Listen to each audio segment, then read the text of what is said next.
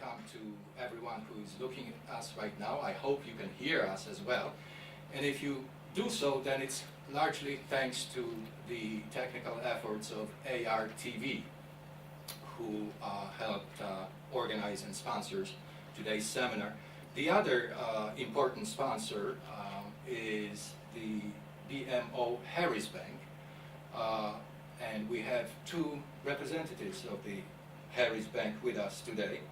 Simon Catalano, Vice President and Branch Manager of Portage Park Branch, and Izabela Sadowska, Assistant Vice President of Small Business Banking, both with years of very helpful, we assume, experience that they're going to share with us on the important subject of how to prepare and successfully secure a business bank loan.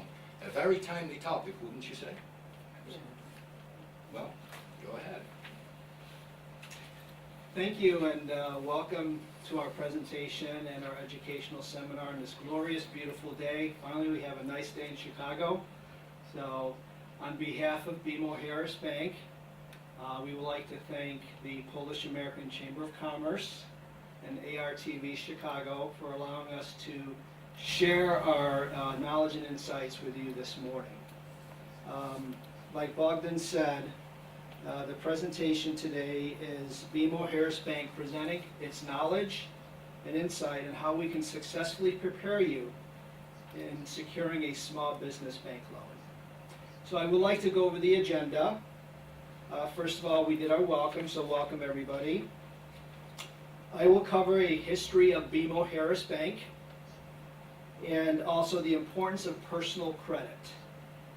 Izabela will cover the remainder of the agenda, and she will talk about business and personal financials, understanding cash flow, collateral coverage, types of business loans, and then an opportunity for you to ask questions at the end during our open discussion. Okay? So to start off, a history of BMO Harris Bank. In 1882, it was formed as N.W. Harris and Company. A few years ago, the bank decided to expand their network of branches in Wisconsin by purchasing 300 branches. This bank was called Marshall Ilsley, also known as M&I, and they were formed in 1847. In 1984, we became a member of the Bank of Montreal group of companies. That is why today we are called BMO Harris Bank. We have over 600 Harris locations throughout the country. We are located in Illinois, Arizona, Indiana, Missouri, Minnesota, Kansas, Nevada, Florida, and of course Wisconsin. So we have a lot of locations. We have over 1,300 BMO Harris branded ATM machines. And we are very diversity focused. We are considered as very diversity focused. BMO Harris Bank also has services for every financial need. We have personal services such as checking accounts, savings accounts, certificate of deposits, money market accounts, and of course business checking accounts. And of course we offer loans such as consumer loans, mortgage loans, construction loans, bridge loans, and business loans. And we also have a great program in corporate and business banking, where we offer corporate and institutional banking, cash management, and small business services. And we have over 100 years of experience in wealth management, which includes trust and estate administration and asset management. BMO Harris also offers convenient banking options for everybody, deposit products to meet various financial needs, and also preferred rates and discounts on personal loans and mortgage loans with certain types of business Harris checking accounts. And we recently started offering the BMO Harris Health Savings Account. and we give complimentary financial reviews by our licensed financial advisors. And the customer chooses how to bank. They can bank in person, online, which includes mobile banking, by ATM, by phone, or by mail. Now I would like to transition into the topic of why credit is important. So what is the definition of credit? The definition of credit is money you borrow to pay for things but also must pay back. So you've heard the term good credit, right? Having good credit means that you make your loan payments on time to repay the money that you owe. If you have a good credit history or a good credit record, it will be easier for you to borrow money in the future. And credit is important for a number of reasons. It allows you to make a large purchase and pay for it over time. Prospective employers, landlords, and insurance companies may also look at how well you manage your credit. If you are a startup business, I can't emphasize enough how very important it is to have your credit in order. Some important points about your credit score. Your payment history is the largest percentage of your credit score. That is why it's important to pay your bills on time. If you do not have a history of late payments, your score may be lowered if your credit card balances are close to your limits or if you've just begun to use your credit. So what is the goal of a credit score? I would say the goal of a credit score is to have at least a score of 680. If you have a credit score of 700, that's outstanding, and this will help you in obtaining credit from a financial institution. Information on your report may determine whether you will get a loan or some other form of credit, or even get a job, or even be able to rent an apartment or affect the amount of your security deposit, and also get insurance. So it's just not a bank that looks at your credit history. Many other companies look at your credit history as well. That's why it's important to have your credit in order. So in summary, it all starts with personal credit. I can't emphasize enough that your personal credit goes hand in hand with your business credit. A good credit record indicates you will most likely repay your loan, and the lenders are more willing to extend you a loan. Now I would like to turn over the presentation to Izabela. Good morning, everyone. I would like to pick up on what Simon just said and stress on the importance of personal credit in the small business banking world. Simon was right when he said that your personal credit plays a role in very many different aspects of your life, and I can't stress the importance of small business loan. As we all know, most small businesses are owned by either one or two people, and most of them go hand in hand with the owner. Most of them are also secured by personal guarantee, which means we have to put personal credit and commingle your business credit history, personal credit history, and come up with a decision on whether you're credible to get a business loan. So to move on to business and personal financials. Most small businesses are either an S corporation, LLC, sole proprietor, or some type of a company that your personal tax returns funnel through with your business tax returns. Therefore, you want to make sure that you are aware what your tax returns are reporting. That's where the importance comes with having a great accountant, CPA, internal person that prepares your financials, or whomever you're working with, to make sure that both yourself, your tax advisor, and your banker can read and understand your financials. So to start off with personal tax returns, your first page of tax returns shows pretty much everything else that goes behind it. So if you look at your tax returns, you want to make sure you know what your salary is, what your business income is, and what your bottom line is. So adjusted gross income. It's fairly easy on the personal side. On the business side, the most important pages that you want to know and understand is the first page, which is pretty much like a profit and loss. If you were to dig into the deeper into financials, that's called a profit and loss. But on tax returns, it's that first page that you should be able to understand as a business owner. We don't expect you to be an accountant, we don't expect you to be a tax advisor, but we do expect you to at least know what your sales are, what your yearly revenue is, what your gross income is.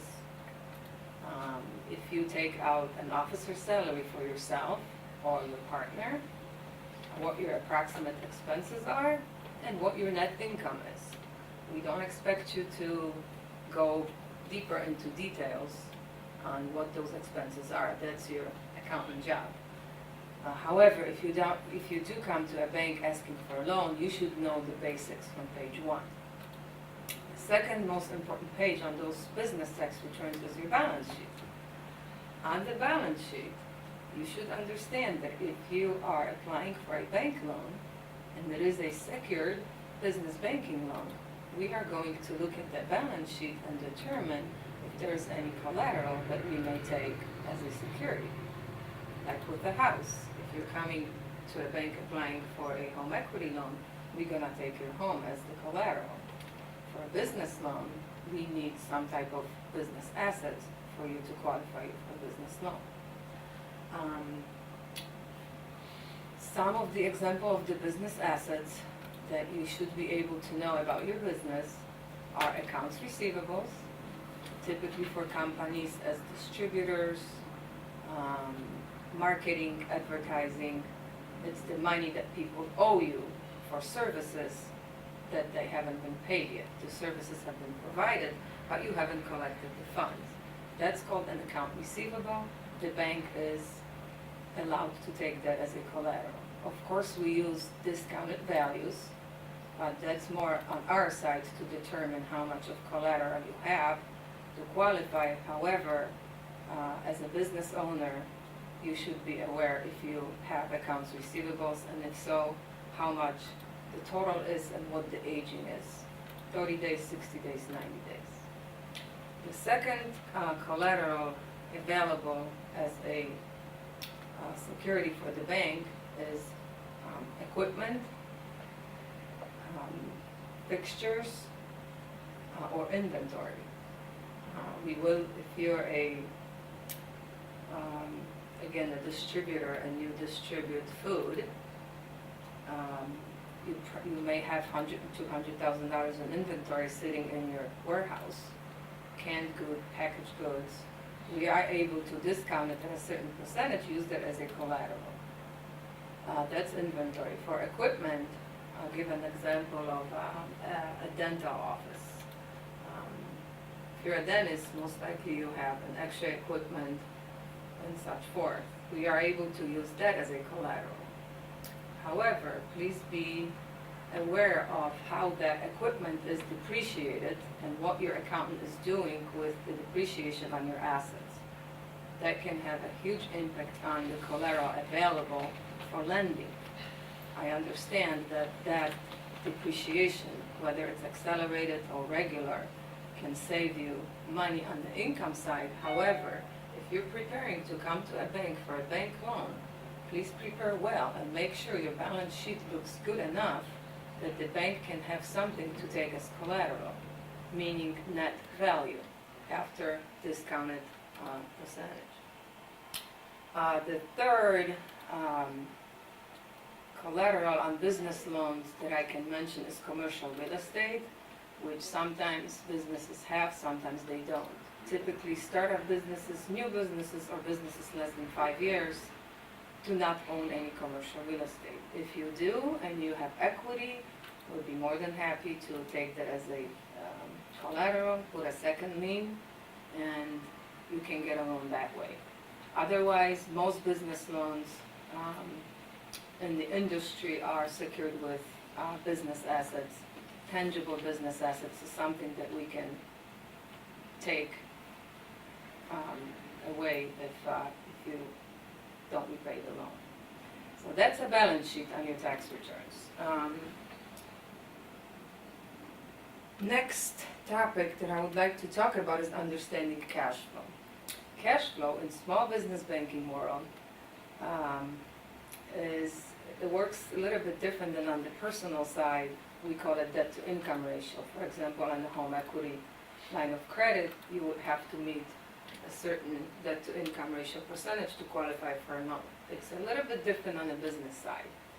We call it cash flow because we want to make sure that there is enough cash flow flowing through your company that at the end of the day, you have at least $1.10 of cash flow per $1.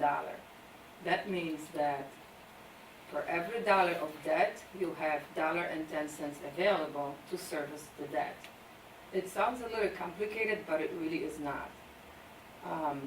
You don't need to record a whole lot of income on the business side to qualify for a business loan. Some people don't know that, some people don't think that. They think they have to report hundreds, thousands of dollars to qualify for a simple commercial loan. So the way it works is we're combining your income on the personal side, whether you take out an officer's salary or you take out distributions from the company, and combine it and match it with the income on the business side.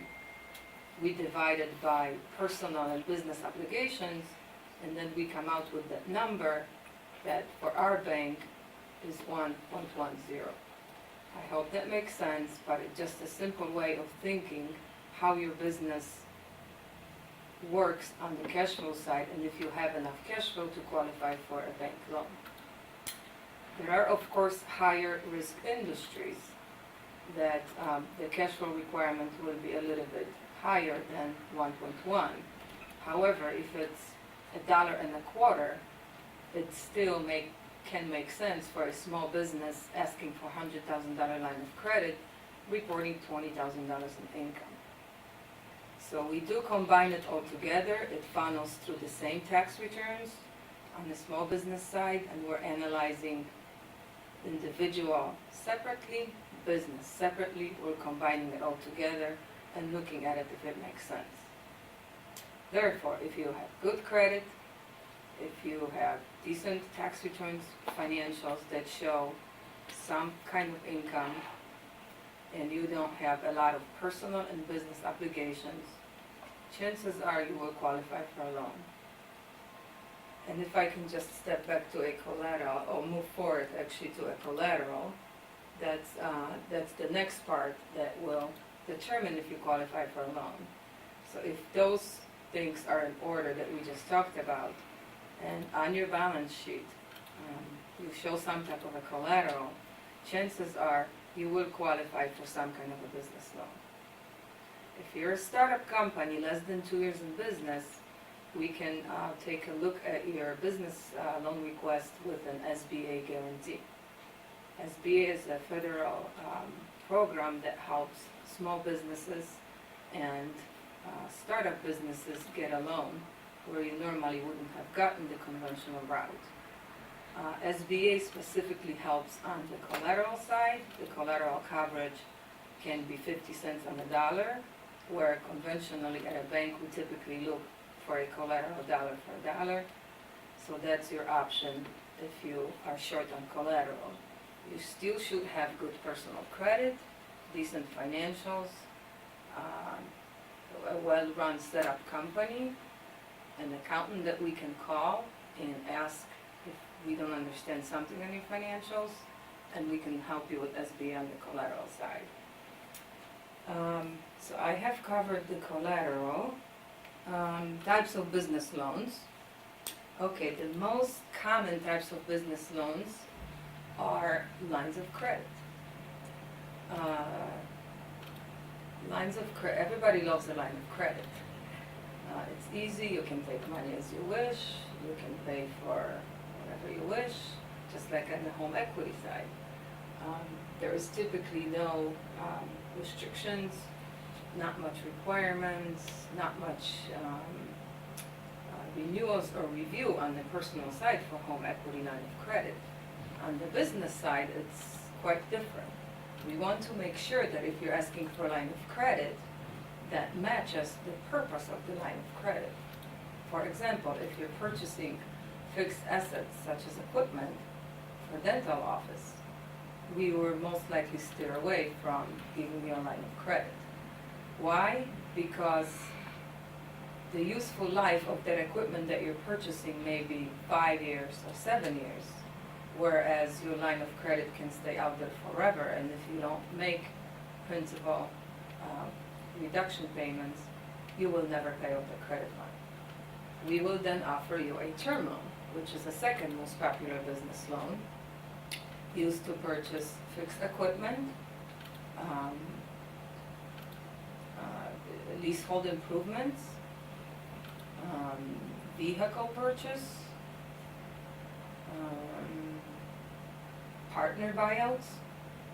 That's called a term loan. We will usually try to keep it under 10 years. We do have a term that goes up to 10 years, most banks do.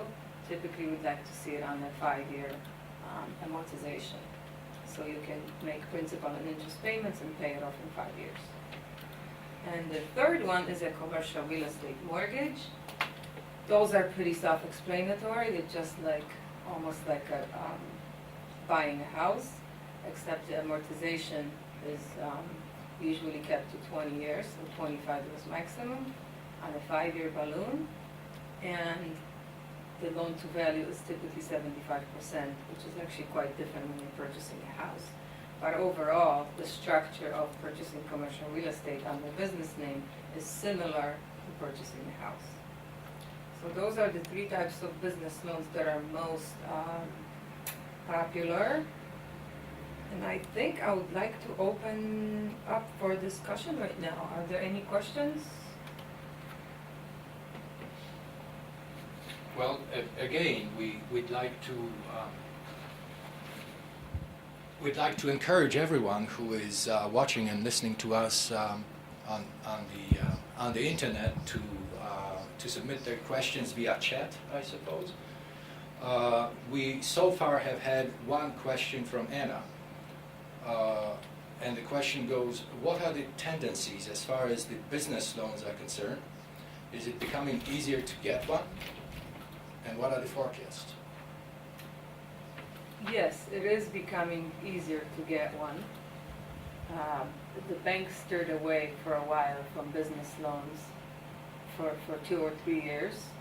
However, it is coming back as a product available on the market. Everything is available in small business world and lending. The requirements have been lowered. For example, the cash flow coverage, it used to be 1 1/4 across the board. Now it's only 1 in 10 cents. And the forecast for our bank specifically is we would like to be the major player in the market, and our small business banking department as well as business banking department is out and open for clients to apply. What is your definition of small business? Small business is typically businesses that are reporting revenue less than $3 million. Those are considered small businesses, and their lending needs are typically up to $500,000, not more than $1 million.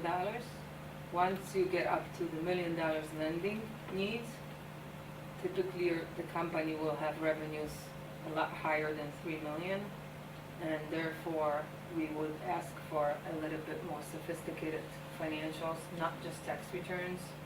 So we would want to know in depth on how your financial side of your business is operating. So we'll typically ask your accountant to provide something more in depth than just tax returns. So lending needs about $500,000 more or less, revenues $3 million and less. That's small business. Everything else, I would say it's a full-blown business banking. Some of the viewers may be wondering, how long does it take to obtain a loan? Could you explain the timeline of the process? How long does it usually take? And emphasize some of the key deliverables that are required to be presented to you. Sure. In our department, in our bank, for a simple line of credit, $500,000 and less, the full process takes about 3 to 4 weeks. In the beginning, when we meet with client, we'd like to collect a full package, and we start the clock ticking from then. Once we have a full package, which requires 2 years of business and personal tax returns, an application, full completed application, and depending on what your collateral is. If you're just applying for a line of credit secured with accounts receivables, we would like to see a schedule of your account receivables. If you deliver us a full package, we can probably get a decision in 5 to 7 business days. After the loan is decisioned, we will send it for what's called due diligence. We will pull some searches, tracking and judgment, UCC, filing, which is a report that shows if there are any current liens against your business assets. We will check that and make sure that there is nothing there, there is no outstanding liens or judgments against you or your business. If that's all clear, we will verify business insurance. We will collect your original signature with application that serves as your contract, and we will book it in the next 3 to 4 days. So I would say the whole process on a simple line of credit is about 3 to 4 weeks. The same goes for a term loan. Commercial real estate, it depends, it could take a little bit longer, depending on the seller, depending on the title company, appraisal, whether we need a full appraisal, limited appraisal, or just the internal evaluation. I have closed loans also on commercial real estate under $500,000 in 3 to 4 weeks. However, if you're purchasing a car wash that's a single-use property and we require a full-blown appraisal, that may add another 2 to 3 weeks. Thank you. Just a follow-up question. If the timeline is the same, if we're dealing with a startup, which I understand is less than 2 years in operation, and dealing with the SBA. Good question. Yes, the timeline is different, quite different. When we're dealing with SBA, we are a preferred lender, so we're still able to underwrite and keep the loan under the same roof. However, there is additional paperwork required and additional in-depth underwriting that will probably add another 2 weeks to that process. However, like I said, we keep everything under one roof, so we're still able to turn around a decision, the preliminary decision, pretty quickly. It's just a lengthier time on the front end and on the back end. As far as underwriting, it's about the same. You mentioned that in some of the documents or some of the information that needs to be presented to you are personal and business financial statements, collateral information, cash flow information. How do you evaluate which are more important? Which ones do you pay more attention to? Do you? Is any of these more important than others? In small business world, again, loans about $500,000 and under, 2 years of tax returns will be sufficient for us to analyze financials and to analyze the tax returns and come up with a cash flow analysis and collateral coverage. However, if you're going around $500,000 and more, we would like to see financial statements with cash flow analysis and collateral analysis. However, there is a formula at the bank that we use, so we will try to transfer information from financial statements that you provide us with onto our spreadsheet and come up with some kind of a conclusion that fits the bank policy. And could you elaborate a little bit more on the financial reporting and financial statement reporting requirements? Do those financial statements have to be prepared by the owner, by their accountants, by their CPAs? do they have to be compiled, reviewed, or audited so that our viewers have an idea of to what extent do they, or to what effort they have to, subject these financial statements? Sure. The least credible financials that we get and that we see our company prepared, which means that the owner of one of his employees sits on QuickBooks on the computer and prints out a P&L and balance sheet from QuickBooks, gives it to us. How credible is it? We don't know. It's probably not very accurate. The second one would be CPA prepared, so an outside counsel would prepare it for them. That gives us a little bit more credibility with the financials. We do like to see them compiled. We love to see them reviewed or audited. What are the chances we're gonna see audited statements in the small business banking world? Not very many. You will see them with some non-for-profit organizations because they're required, some are required by law to have their financials audited. For larger companies, for larger businesses, there are probably 10 million plus. I would say any business of that magnitude asking for any kind of $500,000 plus should have at least reviewed financial statements. What are some of the, you mentioned high-risk industries may be required to have a higher debt coverage ratio. What are some of the higher risk industries? Some of the viewers may be thinking, oh, I'm in trucking or I'm in construction. Are these high-risk industries? There used to be. A good question. Trucking and construction used to be. It's no longer on the high-risk list industry for our bank. I think for most banks across the board, if you would think of high risk, I would say it's retail. So anything that you can think of that's retail. A retail liquor store, a retail 7-Eleven, a retail bakery, anything that can close their doors tomorrow and you would never know. So those are the highest risk. Those are still on the high risk industry. You have to think about what are the chances that these people can close their door tomorrow. If it's a small hairdresser shop and the owner gets sick and the employees don't know how to run the business, they're gonna close their door. Now guess what, if we have a loan out to them, what are we gonna collect? Chairs? So those are high risk. One other high risk that I can think of are single-use properties as a gas station, car wash, banquet hall, where if you're running a business in that particular location and something happens and you go out of business, what are the chances that somebody's gonna come and purchase or take over your property? It would have to be the same type of business. It's hard to convert a gas station into a Walgreens. There's environmental issues, there's all other kinds of issues that if you don't have another business that wants to open up a gas station,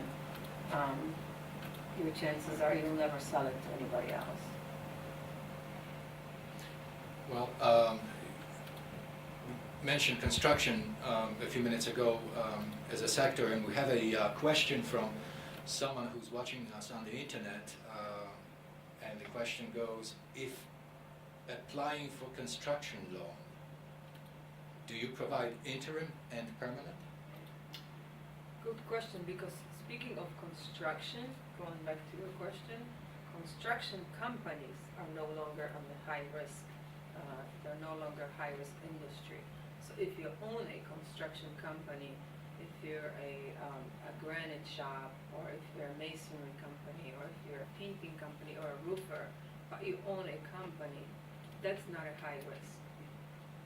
Construction loans, as far as building for investment purposes, that's still a high risk across the board.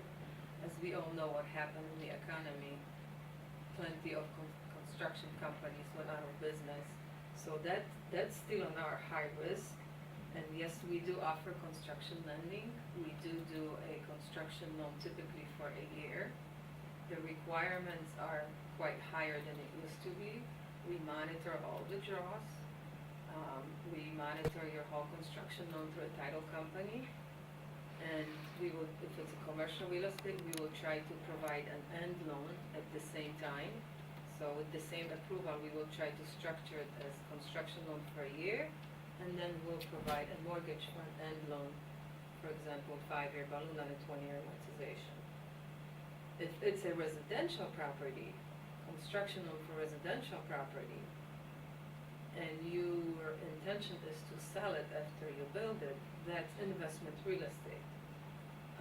At the current moment, BMO Harris Bank does not offer loans for investment real estate. So any kind of investing, selling, flipping real estate, we currently don't provide lending for that. We hope we will in the future, not at the moment. Do you think other banks provide that? They do, they do, they do. Sorry. No. Typically smaller banks that are able to work more on one-on-one situation, and you've been their client for a long time. Depending which area probably. Correct.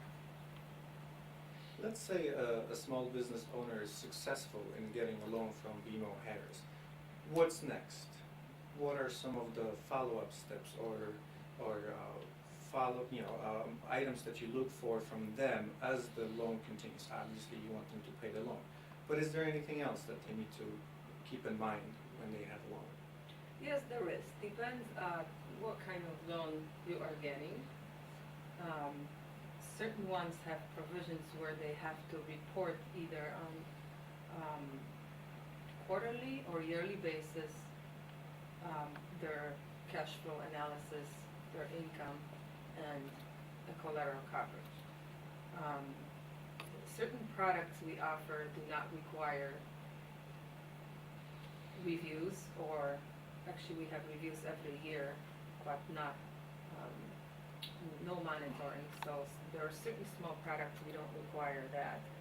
However, if again we're getting to the area of about 500,000, we would like for you to at least give us financials every year to make sure that your revenues are still what they were a year ago, your cash flow is still what it was a year ago, you're paying a little bit of the principal together with interest down, so we somewhat do monitor it.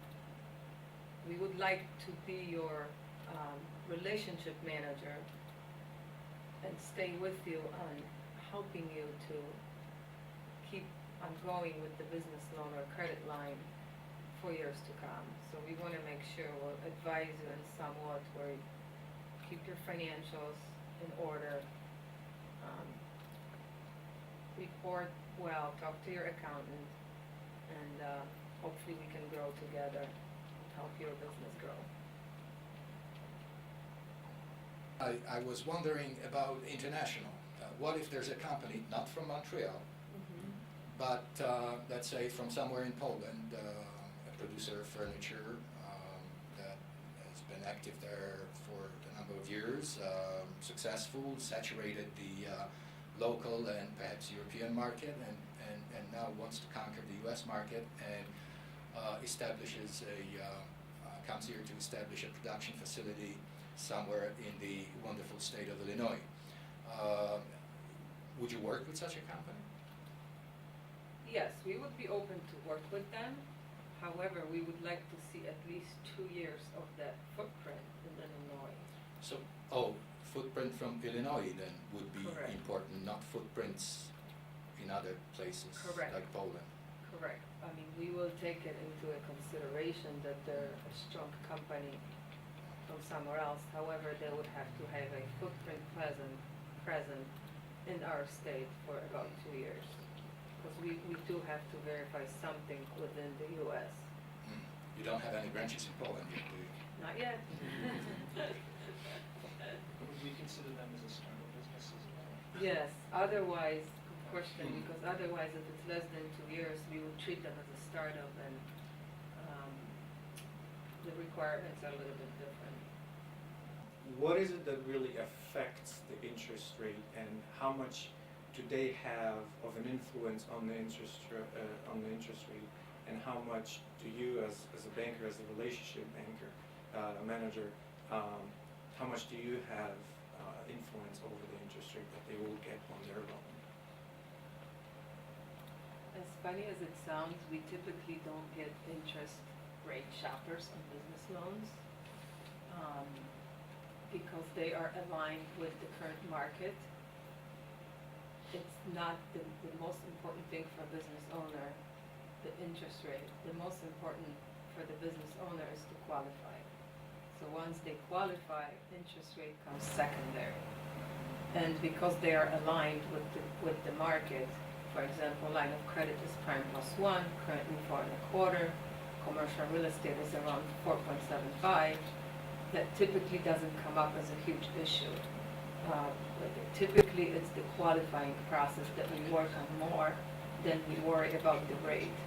Yes, there are some business owners that are rate sensitive. We try to work with them as much as we can, use the relationship